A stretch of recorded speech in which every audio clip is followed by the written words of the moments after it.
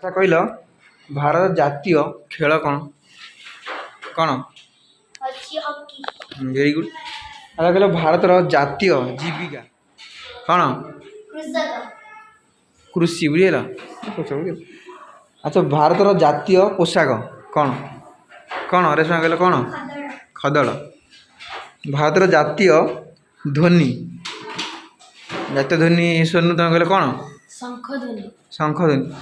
ଆଚ୍ଛା କହିଲ ଭାରତର ଜାତୀୟ ଫୁଲ ବା ଜାତୀୟ ପୁଷ୍ପ କ'ଣ? ପଦ୍ମ। ଜୋର କୁହ ହେଲା। ଭାରତର ଜାତୀୟ ପଶୁ କ'ଣ?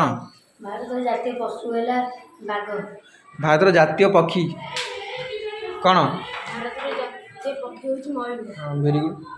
ଆଚ୍ଛା କହିଲ କେଉଁ ଜୀବ କେବେ ବି ଶୁଏ ନାହିଁ? କେଉଁ ଜୀବ କେବେ ବି ଶୁଏ ନାହିଁ? କିଏ କେଉଁ ଜୀବ? ଆଚ୍ଛା କେଉଁ ଜୀବ 3 ବର୍ଷ ଶୁଏ?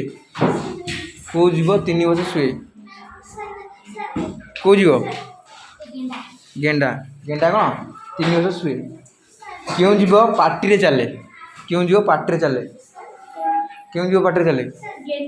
ଗେଣ୍ଡା ପାଟିରେ ଚାଲେ। ବୁଝିଗଲା? ଆଚ୍ଛା ଭେରି ଗୁଡ୍। କେଉଁ ଜୀବ ଛିଡ଼ା ହେଇ ଶୋଇଥାଏ? ଛିଡ଼ା ହେଇ ଜାଣିଛ? ଆଚ୍ଛା ତମେ କହିଲ ତମେ କେଉଁ ଜୀବ ଛିଡ଼ା ହେଇ ଶୁଏ? Very good. ତାହେଲେ ସମସ୍ତେ ଜାଣିଛ ତାହେଲେ ନା? କହିଲ ପାର୍ଥ ଜାତୀୟ ଜାତୀୟ ସଙ୍ଗୀତ କ'ଣ? ଜନଗଣ। Very good. ତାହେଲେ ତମେ କହିଲ ଭାରତ ଜାତୀୟ ଦିବସ? ସ୍ୱାଧୀନତା ଦିବସ। Very good.